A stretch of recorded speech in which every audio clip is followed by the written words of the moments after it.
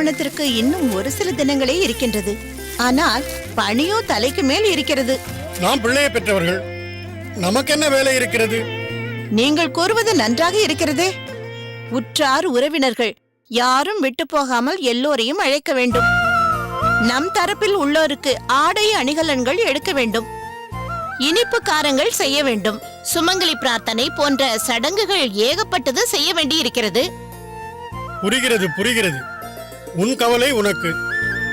ஆனால் அடியனை பொறுத்தவரை மாதவனுக்கு ஒரு நல்ல விடிவு காலம் பிறந்து விட்டதே என்பதில் மிக்க மகிழ்ச்சி. அதற்கு காரணமே என் கணவர்தான் என்பதை மறந்து விடாதீர்கள் அப்பா.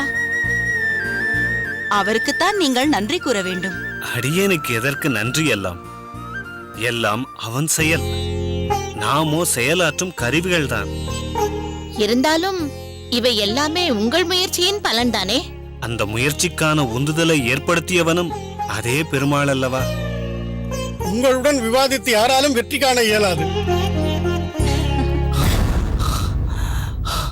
அப்பா அப்பா அப்பா அப்பா, என்ன மாதவா? அவர் வந்து கொண்டிருக்கிறார். முதலில் உன்னை ஆசுவாசப்படுத்திக் கொள். யார் வந்து கொண்டிருக்கிறார்கள்? அவர்தான். அவரா? அவர் என்றால் எவர்? அவர்தான் அரியக்குடியிலிருந்து. அவர் அரியக்குடியில் இருந்தா? யார் அவர்? அவர்தான் சுந்தரவரதன் அவர்கள். ஓஹோ, அவரா? உன் மாமனார் என்று சொல்ல வேண்டியதானே, எதற்காக சுற்றி வளைத்து பேசுகிறாய்? சுவாமி சுவாமி, வாருங்கள், நாம் சென்று அவரை வரவேற்போம். வாருங்கள் வாருங்கள். நமஸ்காரம். இந்த வெயிலின் கொடுமையையும் பொருட்படுத்தாமல் வந்திருக்கிறீர்களே. பெண்ணை பெற்றவன் அல்லவா, வெயில் மழை என்று பார்த்துக் கொண்டிருக்க முடியாது. உங்கள் அனைவருக்கும் என் நன்றியை நேரடியாக தெரிவிக்க வந்திருக்கிறேன். வாருங்கள், உள்ளே வாருங்கள். உள்ளே வாருங்கள். உட்காருங்கள். தாம்பாளத்தை எடுத்து வாருங்கள்.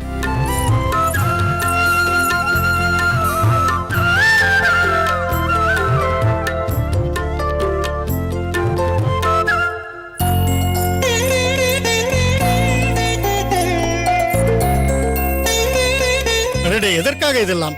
சம்பிரதாயம் என்ற ஒன்று இருக்கிறது அல்லவா? மேலும் அடியேன் உங்கள் மீது கொண்டுள்ள அன்பின் அடையாளம் என்றும் எடுத்துக் கொள்ளலாம். இந்தாருங்கள். வாங்கிக் கொள்ளுங்கள்.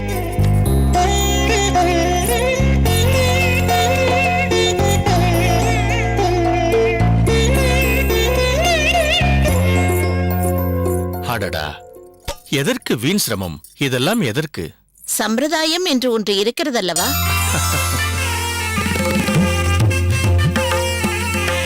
சாப்பிடுங்கள்.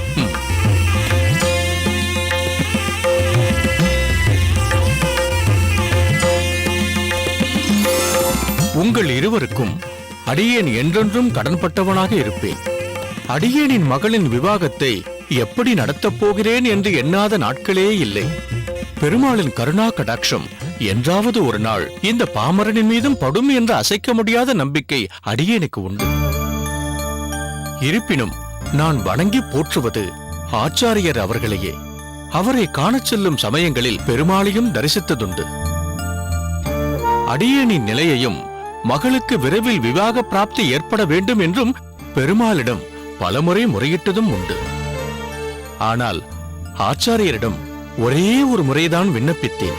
கைமேல் பலன் என்பது போல் விரைவிலேயே விவாகம் நிச்சயிக்கப்பட்டது.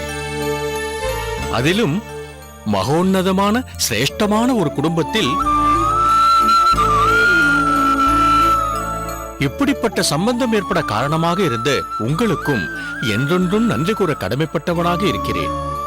உங்களையும் எனது ஆச்சாரியராக கருதுகிறேன்.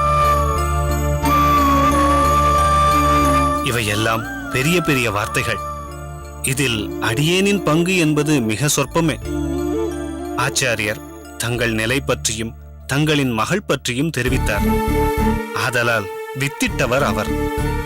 அவர் அடியேனிடம் கூற, அடியேன் மாதவனிடம் வினவ, எல்லாமே தெய்வ சங்கல்பம், பரம்பொருளின் சித்தம். மேலும் பெருமாளிடம் தாங்கள் முறையிட்டும் அது பலனளிக்கவில்லையே என்று கூறுவது சரியல்ல. எல்லாவற்றிற்கும் ஒரு நேரம், காலம், கிரமம் என்று உள்ளது. ஆச்சாரியார் மூலமாக அடியேன் வழியாக தாங்கள் மாதவனை தங்கள் மருமகனாக பெற வேண்டும் என்பதும் அவனிட்ட கட்டளை. ஆதலால் உங்கள் புகழ்ச்சிக்கும் பாராட்டிற்கும் அடியேன் அருகதையற்றவன். இது உங்கள் பரந்த மனப்பான்மையின் எடுத்துக்காட்டு. சரி, அடியேன் உத்தரவு வாங்கிக் கொள்ளலாமா? நல்லபடியாக சென்று வாருங்கள். போகும்போது பெருமாளையும் தரிசித்து விட்டு செல்லுங்கள். மாதவா, இவரை வழி அனுப்பி விட்டு வா. சரியா திம்பே. உன் மாமனாரை வழி அனுப்பி விட்டு வா.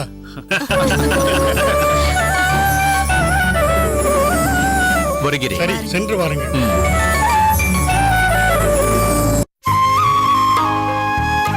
ஆம், சென்று வாருங்கள். சரி மாதவா, உன் மாமனாரை வழி அனுப்பி விட்டு வா. ஆகட்டும் அத்திம்பே.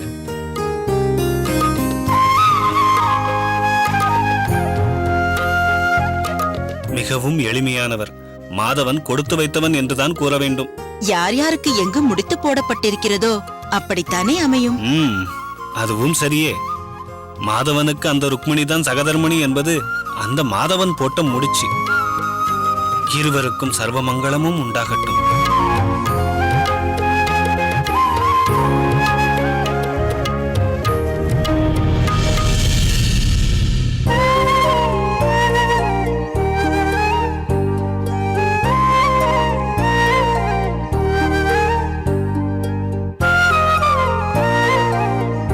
என்னம்மா, ஏதோ புதிதாக பார்ப்பது போல் என்னை பார்க்கிறாய்? தஞ்சா, இந்த புடவையில் உன்னை பார்ப்பதற்கு எவ்வளவு லட்சணமாக இருக்கிறாய். மாப்பிள்ளை இதை போல் உனக்கு ஏதாவது வாங்கி கொடுத்திருக்கிறாரா? இதை பற்றியெல்லாம் நினைப்பதற்கு அவருக்கு ஏது அவகாசம்? அவர் எண்ணமெல்லாம் பாசுரமும் பாடசாலையும் தான். அப்படியா? உன் நினைவாவது வருகிறதா இல்லையா? வெறுமனே என்றால் அதற்கு என்ன பொருள்? உன்னிடம் சரியாக பேசுகிறாரா, பழகுகிறாரா, சரிவர நடத்துகிறாரா? என்னம்மா நீ நேற்றிலிருந்தே மாறி மாறி இதையேதான் கேட்டுக்கொண்டிருக்கிறாய். என்ன தெரிந்து கொள்ள நினைக்கிறாய் என்று எனக்கு புரியவில்லை. உனக்கு எதுவும் எளிதில் புரியாது. ஒரு பாரியாளை எப்படி நடத்த வேண்டும், எப்படி பழக வேண்டும், அதற்கு தகுந்தவாறு உன் அகத்துக்காரர் நடந்து கொள்கிறாரா என்று கேட்டேன். ஏதாவது விசேஷம் இருக்கிறதா? இருக்கிறதே. அப்படியா? ஆமாம், அடுத்த வாரம் வரலட்சுமி நோன்பு இருக்கிறது. அதுதான் இப்போது விசேஷம். உன்னிடம் கேட்டேன் பார், என்னை சொல்ல வேண்டும். கௌசல்யா, 2 பெண்கள் சேர்ந்தால் பேச்சிற்கு கேட்கவே வேண்டாம். அதுவும் தாயும் மகளும் ஒரு இடைவெளிக்கு பிறகு சந்திக்கிறீர்கள். நேற்றிலிருந்து பார்க்கிறேன், பேசிக்கொண்டே இருக்கிறீர்கள். இதுதான் ஆண்களுக்கும் பெண்களுக்கும் உள்ள வேறுபாடு. மகளுக்கு திருமணம் முடிந்து விட்டதால் உங்கள் பாடும் முடிந்து விட்டது. ஆனால் ஒரு தாயானவள் தன் மகள் சரிவர நடத்தப்படுகிறாளா, புக்ககத்தில் சந்தோஷமாக இருக்கிறாளா என்றெல்லாம் கவலைப்படுவாள். மகளிடம் விசாரிப்பாள். அதுவும் இப்போது அகத்தில் மற்றவர்கள் இல்லாததால் சற்று மனம் விட்டு பேச அவகாசம் கிடைத்தது. நீங்கள் இப்படி பேசிக்கொண்டே இருந்தால் பொழுது சாய்ந்துவிடும். நாம் புறப்பட நேரமாகிவிட்டது. அடியேன் முன்னமேயே சம்பந்தியிடம் விடை பெற்று விட்டேன். புறப்பட வேண்டியதுதான்.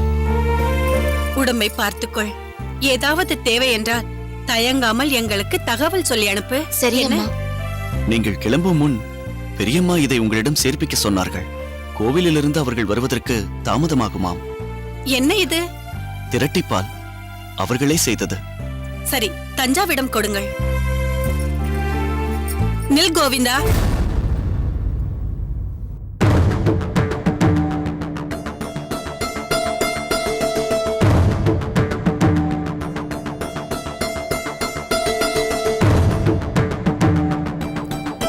இது என்ன வேட்டி தெரியுமா? முதலில் அதை திருப்பிக் கொடு. இது அவருக்கு, அதாவது என் மாப்பிள்ளைக்கு நான் வைத்து கொடுத்தது. அலசிய ஆராய்ந்து தேடி தேடி வாங்கியது. ஆசையாக அவருக்கு அன்பளிப்பாக கொடுத்தது. அதை எடுத்து நீ எப்படி கட்டிக்கொள்ளலாம்? ராமானுஜர் அண்ணாதான் அடியேனிடம் கொடுத்து கட்டிக்க சொன்னார். அவர் கொடுத்தால் நீ உடுத்திக் கொள்வாயா? யார் கொடுத்தது, எதற்காக கொடுத்தது என்று கேட்க வேண்டாமா? கேட்டேன். தஞ்சாவின் பெற்றோர் 2 வேஷ்டிகளை கொடுத்தார்கள். அதில் ஒன்றை நீ உடுத்திக்கொள் என்று அண்ணாதான் கொடுத்தார். இதற்கு முன்பும் பெரியப்பா வாங்கி வரும் 2 பொருளில் ஒன்றை அவர் எனக்கு கொடுப்பது வழக்கம். முன்பு அப்படி இருந்திருக்கலாம். இப்பொழுது அவர் என் மாப்பிள்ளை. நான் அவருக்காக கொடுத்ததை அவர் மட்டுமே பயன்படுத்த வேண்டும். உனக்கு வேண்டுமென்றால் நீ தனியாக வாங்கிக்கொள். அடுத்தவர்களுக்கு கொடுத்த பொருள் மீது ஆசைப்படாதே. உடனே இந்த வேட்டியை மாற்று.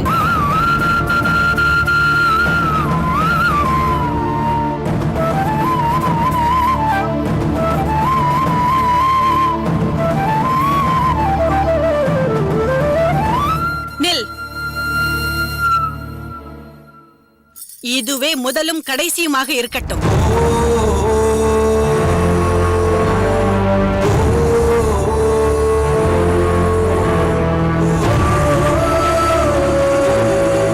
கௌசல்யா, அந்த பிள்ளை முன் உன்னை கடிந்து கொள்ள வேண்டாம் என்றுதான் நான் மௌனமாக இருந்தேன்.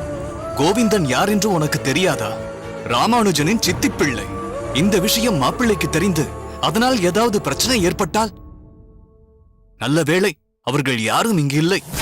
இருந்திருந்தால் ரசாபாசம் ஆகியிருக்கும். என்ன பிரச்சனை? அவர்களும் தெரிந்து கொள்ள வேண்டும். திருமணத்திற்கு முன்பு எப்படி வேண்டுமானாலும் இருந்திருக்கலாம். இப்பொழுது அவர் நம் மாப்பிள்ளை, தஞ்சாவின் கணவர். அவருடைய சலுகைகள், நாட்டம் எல்லாம் இவள் மீது திரும்ப வேண்டும். இப்படிப்பட்ட மனப்பான்மையை வளரவிடக்கூடாது. ஆரம்பத்திலேயே கிள்ளி எறிய வேண்டும். முட்டாள்தனமாக பேசாதே. அவர்களுடைய அந்யோன்யத்தில் தலையிட உனக்கு உரிமை கிடையாது. ஆனால் என் மகளின் வாழ்க்கையை பற்றி கவலை கொள்ள எனக்கு பூரண உரிமை உண்டு. உன்னுடன் விதண்டாவாதம் செய்ய இது தக்க தருணம் இல்லை. அவர்கள் வரும் முன் நாம் இங்கிருந்து கிளம்பலாம். தஞ்சா, உன் அப்பா கூறியதை பெரிதாக எடுத்துக்கொள்ள வேண்டாம். ஆண்களுக்கு சில விஷயங்கள் புலப்படாது. எப்பொழுதும் கணவனை நம் கடிவாளத்தில் வைத்துக் கொள்ள வேண்டும். அது போக போக நீயே தெரிந்து கொள்வாய். இல்லை என்றாலும் நானே உனக்கு புரிய வைக்கிறேன்.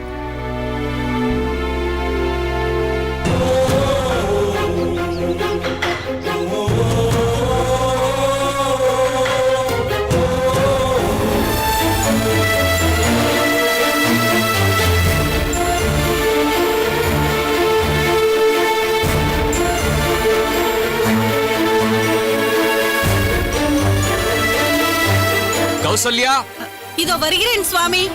தஞ்சா, இதை கொடு. நான் புறப்படுகிறேன்.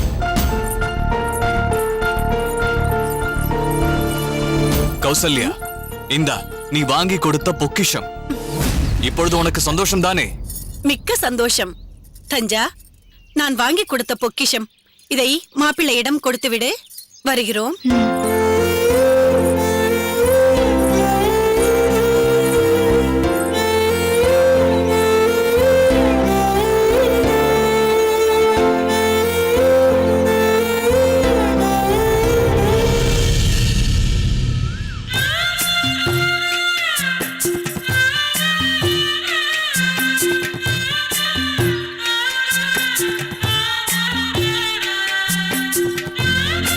என்ன சாரதி, திடீரென்று பேச்சே காணும்? அது சாமி, திடீர்னு மனசுல ஒரு கேள்வி, விட தெரியாத கேள்வி.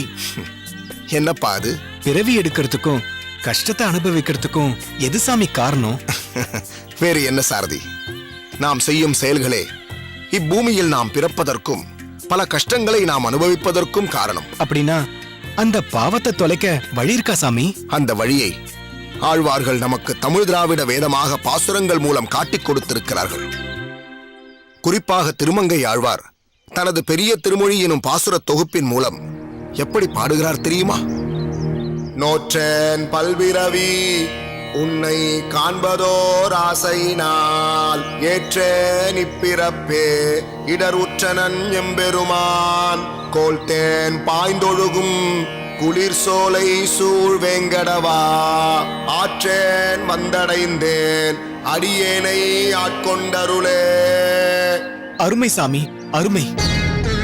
சாமி, இந்த பாசுரத்துக்கு அர்த்தம் என்ன? கொம்புத்தேன் வழிந்து குளிரும் சோலைகள் சூழ்ந்த திருமலையில் வாழ்பவனே, அதாவது வேங்கடநாதனே, எம்பெருமானே, எனக்கு பல பிறவிகள் உண்டாகும்படிக்கு பல காரியங்களை அடியேன் செய்து வைத்தேன். ஆனால் இப்பொழுது உன்னை சேவிக்க வேண்டும் என்று காதல் கொண்ட யோக்கியனானதால் இந்த ஜென்மத்திலேயே உனக்கு அன்பனாக ஆனேன். அதனால் இன்னமும் நேரக்கூடிய பிறவிகளை நினைத்து துக்கப்படாமல் நின்றேன். அதாவது இனி பிறவிகள் நேராமைக்காக உன்னை வந்து அடைந்தேன். அடியேனை ஆட்கொண்டு அருள்வாய் என்று பிரார்த்திக்கிறார் திருமங்கை ஆழ்வார். இதன் மூலம் ஆழ்வார் நமக்கு என்ன கருத்தை தெரிவிக்க விரும்புகிறார் என்றால், அற்ப சுகங்களுக்காகவே விரதம் இருந்து பல பிறவிகள் எடுத்தேன். ஆனால் உன்னை சரணமாக பற்ற வேண்டும், உனக்கு அடிமை செய்ய வேண்டும் என்று ஆசை கொண்டேன் திருவேங்கடா என்று பாடியதன் மூலம் எம்பெருமானுக்கு அடிமை செய்வதால் பிறவிப்பினி தொலையும் என்பதை தெளிவாக உணர்த்துகிறார் ஆழ்வார். புரிஞ்சுக்கிட்டேன் சாமி, தெளிவா புரிஞ்சுக்கிட்டேன். அதே நேரத்துல நீங்க இந்த பாசுரத்தை சொல்ல சொல்ல திருமலைக்கே போய் அந்த வெங்கடேச பெருமாளை தரிசனம் பண்ணிட்டு வரணும் போல இருக்கு சாமி. ஏன் சாமி, உங்களுக்கு அங்க போகணும் தோணலையா? தோன்றியது. அப்படி ஒரு முறை திருமலைக்கு சென்று ஆளவட்ட கைங்கரியமும் செய்ய தலைப்பட்டேன். ஆனால் என்ன சாமி? திருவேங்கடவன் அந்த அரங்கனைப் போலவே இந்த திருமலை ஏற்கனவே சோலைகளாலும் அருவிகளாலும் குளிர்ந்திருக்கிறது. எனவே தனக்கு ஆளவட்டம் சுழற்ற தேவையில்லை என்றும், தான் அக்னியிலிருந்து வரதனாக வெளிவந்ததால் அந்த அத்திகிரி அருளாளனுக்கே ஆளவட்டம் சுழற்றுவதுதான் பொருத்தம் என்றார்.